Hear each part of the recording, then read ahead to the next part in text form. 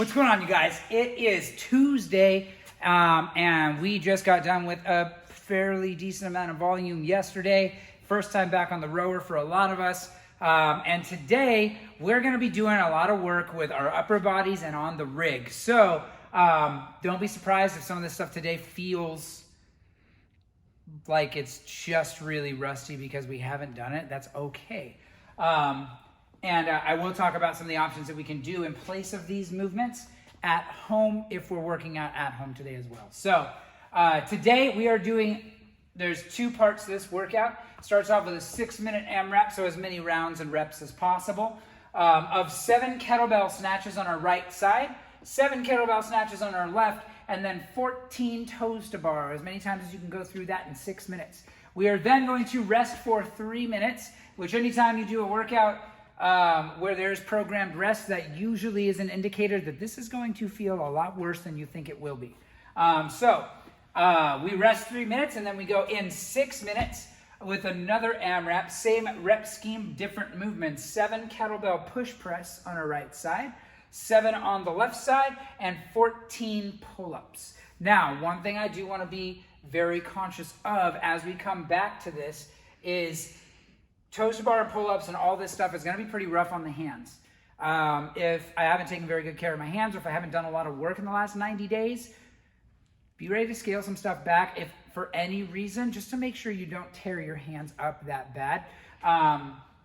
Because to tear really bad, second day back, after everything's been closed down, and that can then start to be a deterrent. Anytime we're trying to get back in the swing of things or back into a habit of showing up to the gym on a regular basis, anything that's going to possibly mentally make it harder for us to show up is going to make it harder to get some of those habits reestablished in our lives. So take care of your hands today. Scale appropriately. Scaling could be the number of reps. It could be how you do the movement. It could be doing toes to bar from the floor and doing ring rows instead of pull-ups to just make sure that I'm going to move and I'm going to sweat and I'm going to breathe because it's day 2 back and I'm sore as hell from yesterday and I don't want to destroy my hands before working out the rest of the week. So keep that in mind as we talk about these things. And things like pull-ups.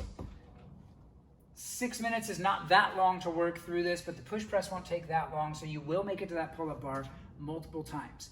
Now, if I haven't done a lot of volume of pull-ups in the last 90 days, you want to be very mindful about that movement, especially if I've been doing this for a while and I'm pretty proficient at kipping pull-ups when done too soon, or not having worked back up or tapered back into volume can do a lot of, can make us one really sore, but I don't want to see anybody end up, with a minor case or even hospitalized with something like rhabdo in their lats because they remember how to kip, but their body's not used to that volume, and so they churn out a whole bunch of reps, and then you can't lift your hands over your head tomorrow, and then, things just get worse and whatever. So don't fall into that category. If you're nervous at all about the number of reps of pull-ups that you might do, bump the number back or adjust your scale appropriately. Again, ring rows or banded pull-ups or something where you're going to be able to do more reps, but it's not going to be quite as taxing as, say, lowering all of your body weight,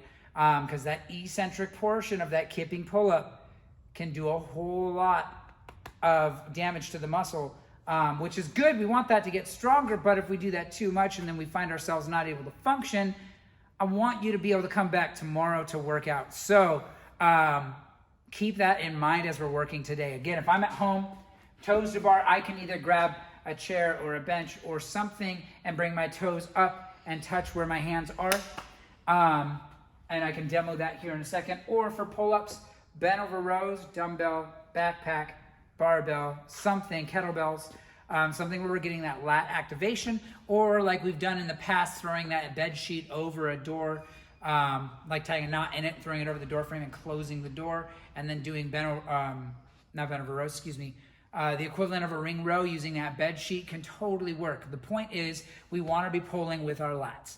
That's what we're trying to do. So that's some of the ways that we can simulate those pull-ups better if we are doing workouts at home as opposed to able to make it into the gym today where we have access to the rig and all that stuff. So I'll start off with some of the scaled options for our toes to bar, and then we'll talk about our standards for the workout. So if I'm scaling my toes to bar, any sort of core flexion, anything like that. So V-ups are a great one. You could do regular sit-ups instead. But the classic, doing toes to bar from the floor, where I'm gonna lay down on the ground. I'm gonna grab, in my case, the rig, or again, it could be a table leg, it could be a chair, it could be a flat bench if you have it set up in your garage. It could be a lot of different things, but ideally something that isn't gonna go anywhere. And I'm gonna grab on over my head and then take my feet from the floor all the way up and touch the thing that I'm holding onto. So that way I'm trying to have this be controlled all the way through. Notice my legs are staying nice and straight. I'm not bending my knees and bringing them up this way. I want to think about trying to allow as much of that flexion and rotation in my hips to come from my core being the primary mover in that movement. Now, let's take a look at our implements and our standards today. So, prescribed weight, you know what, I didn't write it on the board. Prescribed weight today is 53 pounds for guys, 35 pounds for gals in your kettlebell. Now, if I'm doing the snatch, again, the snatch goes from my hip, much like a kettlebell swing. I'm gonna have one hand, I'm gonna swing back, and then punch up, making sure that that arm is straight up overhead. I'm not off to the side, I'm not out in front, straight up and down with that kettlebell snatch, and then bringing it right back down and into my next rep. And then when I want to switch sides, changing hands, and into the snatch on my left side. Again, 7 reps on each, and then we are going to toes to bar. So, toe to bar, standards are as long as my heels come back past the vertical plane of this bar. That's going to ensure that my hips are nice and open. And then I want my toes to hit the bar between my hands. So if I'm hanging, heels back, toes hit between my hands on every rep. String those together and work on that kip.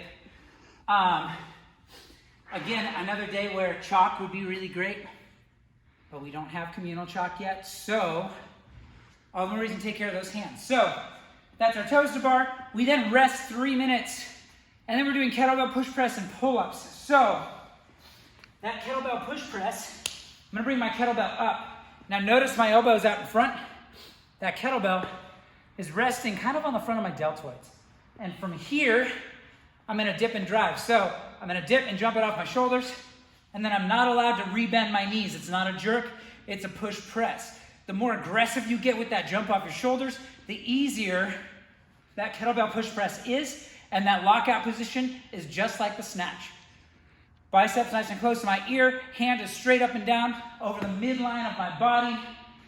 I'm not out in front, and then we can cycle those. So 7 on each side here, then I'll switch sides and work on the same thing on my left side. 7 push press, and then 14 pull-ups. Now, the standards on the pull-ups are what they've been for a long time. Arms are extended at the bottom, chin goes over the bar at the top. How you get there, totally up to you. If you want to do them all strict, by all means you can. You'll get a little bit less reps, and that's okay. Kipping, if you have it, is about efficiency. And remember, a kipping pull-up should never replace a strict pull-up. So while people accuse CrossFit of doing fake pull-ups, it's a learned skill. It doesn't mean that because I can do 50 unbroken kipping pull-ups means that I'm going to be better at the athlete that consistently trains those strict pull-ups. So we should be doing both. But in a workout, if it's about efficiency and trying to get as much done, that's where kipping comes in.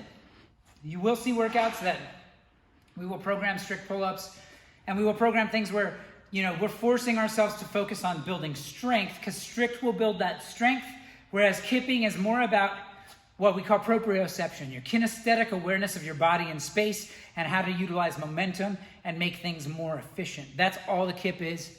It gets a lot of flack, but it's all about perspective. So today, because of the nature of the workout, kipping is probably the way to go. You can butterfly it if you can butterfly. If you don't have a ring muscle up yet, don't be working on butterfly pull-ups because it will mess with your ring muscle up. But from here, I'm gonna hang dead hang, arms extended, and then give myself a little bit of a kip and end up with that chin over the bar. So using my hips to throw myself up, and I've got 14 reps. And then I'm back to my kettlebell. Again, 6 minutes there, then we're done. Your score today is rounds and reps for both. So you'll have 2 separate numbers. And yeah, we'll go from there. So it's 12 minutes of total work.